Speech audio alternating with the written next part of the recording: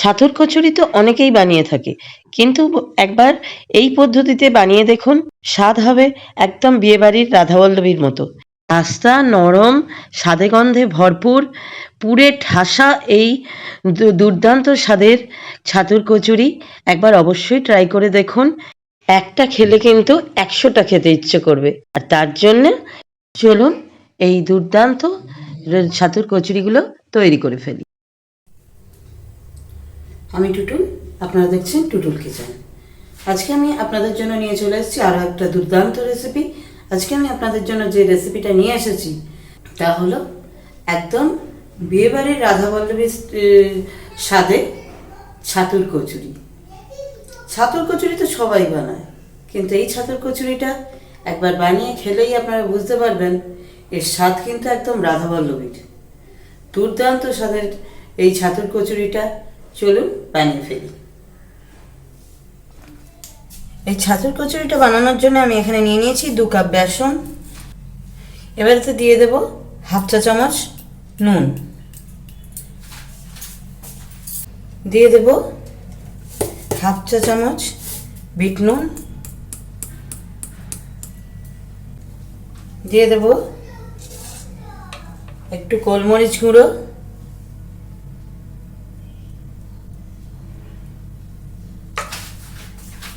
1/4 teaspoon মতো গোলমরিচ গুঁড়ো, আর দিয়ে দেব হিং। হিংটা কিন্তু খুবই প্রয়োজন, এটাও কিন্তু আমি 1/4 টিস্পুন মতো দিলাম। দিয়ে দেব একটা খুবই ভাইটাল মশলা, যেটা আমি নিজে বানিয়ে থাকি। এই মশলাটার মধ্যে আছে গোটা ধনে, গোটা জিরে, গোটা গোলমরিচ, শুকনো লঙ্কা, দারচিনি আর কসুরি মেথি শুকনো খোলায় ভেজে গুঁড়ো করা। এইভাবে এই মশলাটা আমি বানিয়ে নিয়েছি। এই মশলাটা আমি হাফ চা চামচ দিয়ে দিলাম। এরপর যেটা অ্যাড করছি সেটা হচ্ছে সামান্য একটু বিরিয়ানি মশলা। এটা আমি 1/4 টিস্পুন মতো দিলাম। এই বিরিয়ানি মশলাটা না থাকলে আপনারা কিন্তু চিকেন মশলা বা আলুর দম মশলা যা থাকবে সেই মশলা সামান্য একটু দিতে পারেন, এটা ফ্লেভারের জন্য। না যদি থাকে, আমি যে আগে যে আমার নিজস্ব তৈরি করা মশলাটা দিলাম ওটা কিন্তু মোস্ট ভাইটাল। ওই মশলাটাই কিন্তু এর আসল টেস্টটা আনে। এটা একটা, যদি এই আলুদম মশলা বা বিরিয়ানি মশলা যাই অ্যাড করুন, এটা একটা আলাদা একটা এক্সট্রা ফ্লেভার অ্যাড করে, তাই জন্য আমি দিই। এটা না দিলেও কোনো অসুবিধা নেই। এরপর কিন্তু আমি দিয়ে দেব, এরপর আমি দিয়ে দিচ্ছি হাফ চা চামচ চিনি। এই যে হাফ চা চামচ চিনি আমি হাতে করে দিয়ে দিলাম, কিন্তু এটা হাফ চা চামচ আছে। এই হাফ চা চামচ চিনি কিন্তু নুন মিষ্টি সমস্ত কিছুর ব্যালেন্স ঠিক রাখে, তাই জন্য চিনিটা খুবই দরকার, এইটুকুনি চিনি। এবারে এই সমস্ত শুকনো উপকরণকে কিন্তু ভালো করে মিশিয়ে নেব। আমি কিন্তু সবসময় এটা হাতে করেই মিশিয়ে থাকি, চামচে কিন্তু হাতের মতো মেশানো হয় না। সুন্দর করে মিশিয়ে নিলাম। এবার কিন্তু এই যে শুকনো উপকরণগুলো সব একসঙ্গে মিশিয়ে নিলাম, এর মধ্যে আমি যেটা দিতে হবে এবার মেশানোর পরে, এবার কিন্তু আমি এতে দিয়ে দেব 1 টেবিল স্পুন মতো সর্ষের তেল। দেখুন 1 টেবিল স্পুন সর্ষের তেল দিয়ে দিলাম। এবার এই সর্ষের তেলটাই কিন্তু এই যে মশলা মেশানো ছাতুটা এর সঙ্গে খুব ভালো করে মিশিয়ে নিতে হবে। এটা খুবই তাড়াতাড়ি হয়ে যায়। ডাল যেমন আমাদের কষতে লাগে, এটা কোনো কষার ব্যাপার নেই, কিচ্ছু নেই, খুবই তাড়াতাড়ি চটজলদি হয়ে যায়, কিন্তু টেস্ট হয় দুর্দান্ত। এই পদ্ধতিতে যদি বানান আপনারা, একদম কিন্তু রাধাবল্লভীর মতো এর স্বাদ হবে, অথচ কত সহজে। দেখুন কোনো খাটনি কিন্তু এর পেছনে নেই। দেখুন ভালো করে সরষের তেলটা কিন্তু মিশিয়ে দিয়েছি, এই ছাতুটা কিন্তু সুন্দর ঝুরঝুরে হয়ে গেছে। এখানে কিন্তু আপনাদের বলে রাখি, এটা কিন্তু সর্ষের তেলই দেবেন। সর্ষের তেল না, আমি কিন্তু কোনো ময়ান হিসেবে এটা দিইনি। সর্ষের তেলের একটা ফ্লেভার আছে এবং টেস্ট আছে, সেই টেস্ট বা ফ্লেভারটা কিন্তু এই কচুরিতে, এই দুর্দান্ত টেস্ট আনার জন্য খুবই দরকার। এটা কিন্তু সর্ষের তেলই দিতে হবে। এবার আমি এতে অল্প অল্প করে জল অ্যাড করব। দেখুন এবার কিন্তু আমি এতে জল দিচ্ছি। যেমন আমরা ডো তৈরি করি সেইভাবে কিন্তু এটাকে মাখতে হবে। খুব বেশি পাতলা করে দিলে কিন্তু হবে না, বা একদম শুকনো থাকলেও কিন্তু হবে না। এটা আমি সুন্দর করে মাখছি, আপনারা দেখতে থাকুন।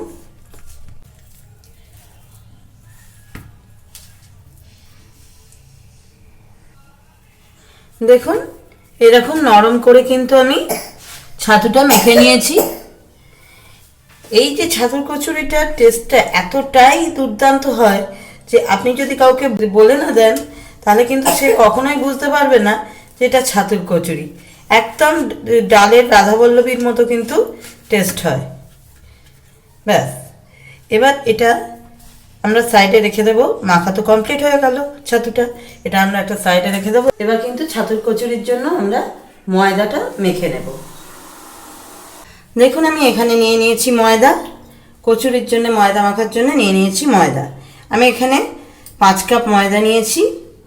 আর নিয়ে নিচ্ছি এই ময়দার মধ্যে দিয়ে দিচ্ছি হাফ চা চামচ নুন,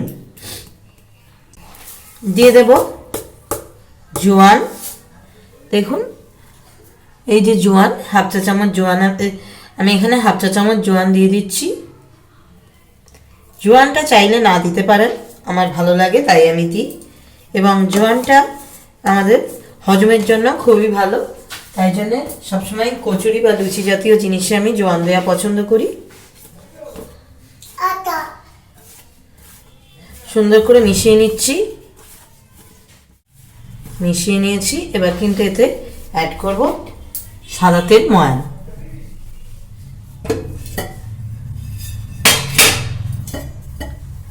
আমি এখানে সাদা তেল ময়ান দিচ্ছি।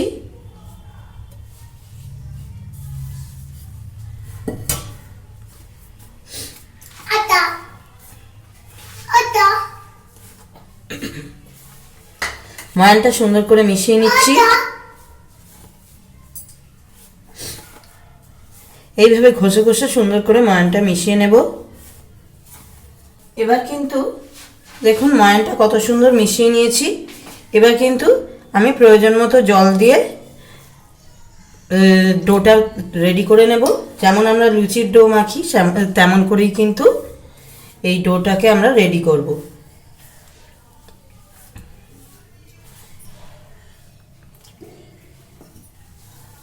সুন্দর করে ময়দাটা মেখে নেব মসৃণ করে। দেখুন দেখুন এই যে এরকম সফটভাবে কিন্তু আমি ময়দাটা সুন্দর করে মেখে নিয়েছি। এর থেকে কিন্তু আমি এইভাবে লুচির মতো লেচি কেটে নেব, লুচির মাপের লেচি কেটে নেব। এই যে চাইলে যদি ইচ্ছা বড় করতে পারেন, ছোট করতে পারেন, যেমন আপনাদের খুশি। আমি লেচিটা লুচির মাপেরই করি। ব্যাস এইভাবে লেচি কেটে নেব। এইভাবে আমি সবকটা লেচি কেটে রেডি করে নিচ্ছি। দেখুন আমি কিন্তু লেচিগুলো রেডি করে নিয়েছি। এবার কিন্তু পুর ভরে নেব। এই যে আমাদের তৈরি করে রাখা এই পুরটা, এটা কিন্তু এই লেচিগুলোর মধ্যে স্টাফ করে নেব। এইভাবে জাস্ট একটুখানি এরকম চ্যাপটা করে নিয়ে আমরা যেমনভাবে পুর ভরি আমরা সবাই জানি, একটুখানি জাস্ট এরকম খোলের মতো করে নিয়ে এরকমভাবে পুর নিয়ে এবারে পুর নিয়ে ভেতরে স্টাফ করে দেবো। খুব বেশি আবার দিয়ে দেবেন না পুর, তাহলে কিন্তু বেলার সময় বা ভাজার সময় ফেটে যেতে পারে। তবে আমি একটু বেশি পুরই দিয়ে থাকি, তার কারণ তাহলে খেতে খুবই ভালো লাগে। বাইরের কচুরি তো এত পুর দেয় না, তাই জন্য ঘরে যখন বানাই আমি কিন্তু একটু বেশি করেই পুর দিয়ে থাকি। আর যেহেতু আমি এটা মাঝে মধ্যেই বানিয়ে ফেলি, তার কারণ আমার ফ্যামিলিতে সবাই কচুরি খেতে ভালোবাসে, তাই জন্যে আমার প্র্যাকটিস আছে। আমি বেশি পুর দিয়েও কিন্তু সুন্দর করে বেলে বা ভেজে রেডি করে নিতে পারি। কোনো অসুবিধা হয় না। আর বেশি পুর দিলে একদম ধার পর্যন্ত কিন্তু পুরটা স্প্রেড করে যায়, ওই জন্য আমি একটু বেশি পুর দিই। দেখুন কথা বলতে বলতে দুটো লেচি আমার তৈরি হয়ে গেল। আর একটা পুর ভরে আমি দেখিয়ে দিচ্ছি। আমার চ্যানেলে কিন্তু আপনারা প্রচুর রকমের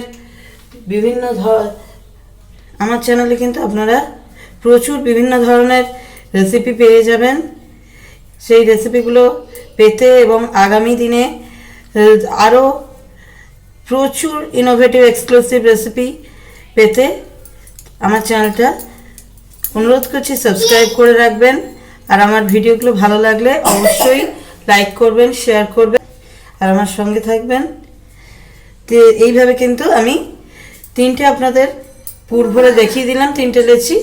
আমি কিন্তু এইভাবে আমি সবকটা লেচিকে পুর ভরে রেডি করে নিচ্ছি। দেখুন সবকটা লেচি কিন্তু আমি পুর ভরে রেডি করে নিয়েছি।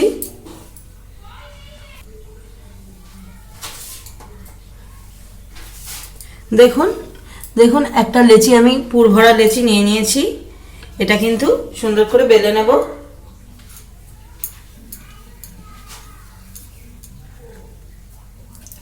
আমি কিন্তু তেল দিয়ে বেলছি।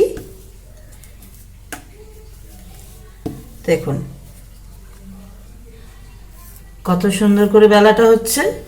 আর ভেতরে বেশি পুর থাকার জন্যে আর মাখাটা খুব সুন্দর হওয়ার জন্যে, পুরের ছাতুর বা ময়দার দুটোরই মাখাটা খুব সুন্দর হওয়ার জন্য কিন্তু পুর কিন্তু একদম সুন্দরভাবে ছড়িয়ে যাচ্ছে।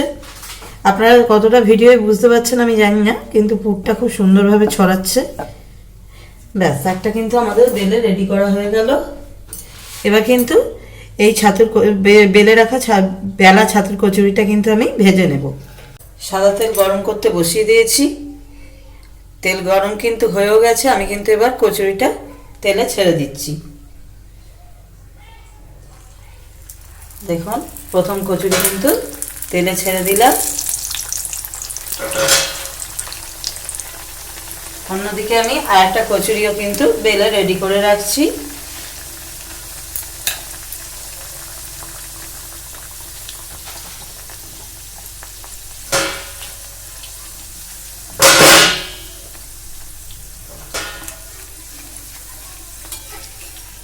এখন ধীরে ধীরে কত সুন্দর ফুলে উঠছে।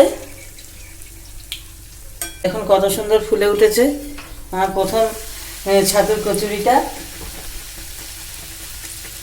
কত সুন্দর ভাজা হচ্ছে।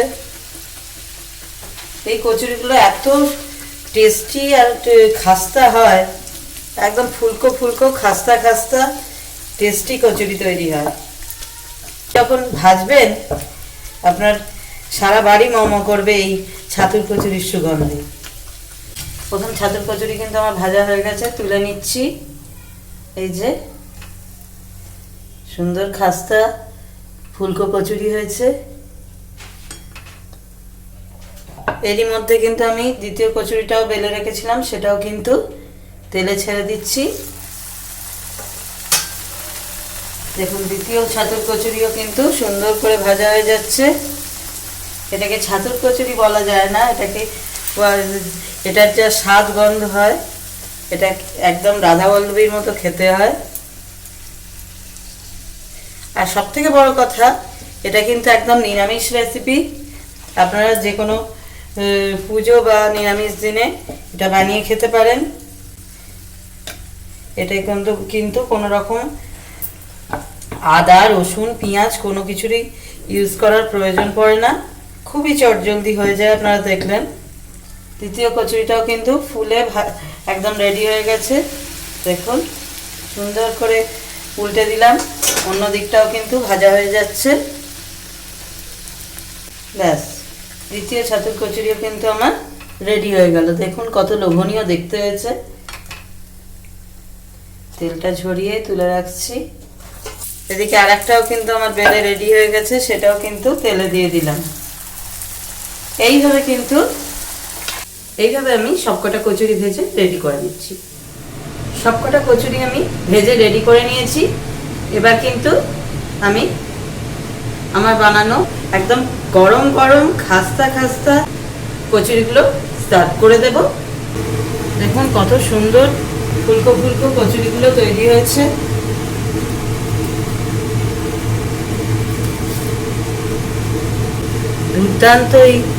দুর্দান্ত স্বাদের ফুলকো ফুলকো খাস্তা খাস্তা একদম গরম গরম কচুরি কিন্তু আমাদের একদম রেডি। দেখুন আমি সার্ভ করে দিচ্ছি। আর এখানে আমি কচুরির সঙ্গে সার্ভ করছি একদম দোকানের মতো, কচুরির সঙ্গে সার্ভ করছি একদম দোকানের মতো কচুরির আলুর তরকারি। এখানে আমি আলুগুলো একটু লম্বা লম্বা করে কেটেছি।